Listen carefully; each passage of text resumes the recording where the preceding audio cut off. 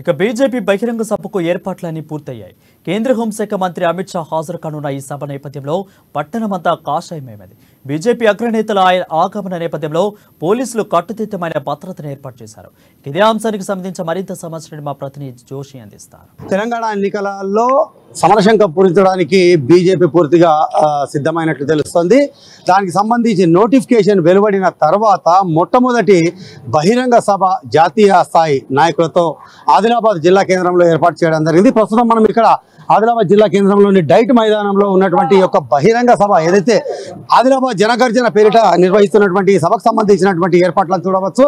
ఇక్కడ భారీ జన సమీకరణతో ఒక పెద్ద బహిరంగ సభను ఏర్పాటు చేయడం జరిగింది. దానికి అమిత్ షా, కేంద్ర హోంశాఖ మంత్రి అమిత్ షా విచ్చేయనున్నారు. అయితే దీనికి సంబంధించి అంటే కొద్ది రోజుల క్రితమే ఈ ప్రోగ్రాంకు కార్యక్రమానికి సంబంధించినటువంటి షెడ్యూల్ ఖరారైంది. అయితే నిన్ననే దీనికి సంబంధించి ఎన్నికలకు సంబంధించినటువంటి MCC model code of conduct అమల్లోకి వచ్చినటువంటి నేపథ్యంలో దీనిపైన కొంత ఒక రకమైనటువంటి ఆసక్తి నెలకొన్నటువంటి పరిస్థితి. అయితే అమిత్ షా మహారాష్ట్ర నుండి ఇటు నాగ్పూర్ నుండి 2:35 ఆదిలాబాద్కు హెలికాప్టర్లో చేరుకోనున్నారు.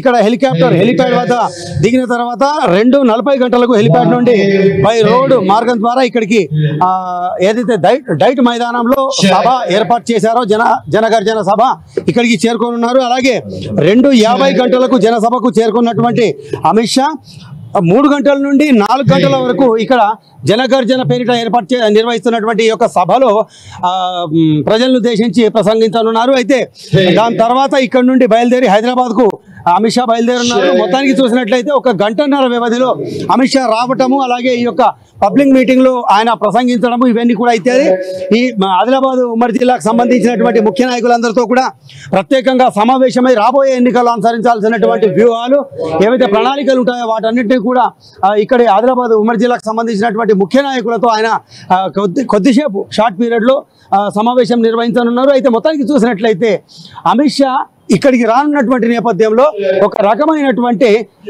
ఆసక్తికరమైనటువంటి పరిస్థితి నెలకొందని చెప్పవచ్చు. చాలా కాలంగా అంటే గత కొన్నేళ్లుగా ఇక్కడ స్థానికంగా ఉన్నటువంటి సిసిఐ ఏదైతే కేంద్ర ప్రభుత్వ రంగ సంస్థ అయినటువంటి సిమెంట్ పరిశ్రమ మూతపడిందో దానికి సంబంధించి ఇక్కడ ప్రస్తుతం రాష్ట్రంలో ఉన్నటువంటి అధికార బీఆర్ఎస్ పార్టీ అలాగే కేంద్రంలోని బీజేపీ పార్టీ మధ్య గత కొన్నేళ్లుగా ఆసక్తికరమైనటువంటి ఆందోళనలు, విమర్శలు, ప్రతి విమర్శలు చోటు చేసుకుంటున్నాయి.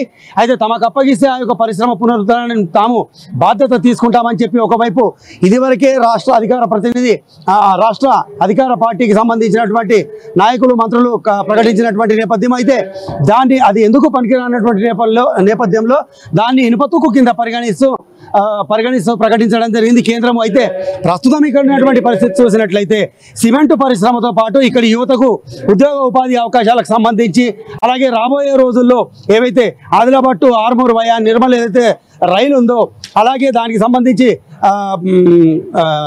దీనికి సంబంధించినటువంటి మరింత అభివృద్ధికి సంబంధించి రైల్వేకి సంబంధించినటువంటి పనుల విషయంలో అమిత్ షా నోటి ఏమైనా ప్రకటన వస్తుందా, రాబోయే ఎన్నికలకు సంబంధించి ఏమైనా హామీలు ఇస్తారా, ప్రత్యేకంగా ఆదిలాబాద్కు సంబంధించి అనేటటువంటి ఆసక్తి స్థానికుల్లో నెలకొన్నటువంటి పరిస్థితి.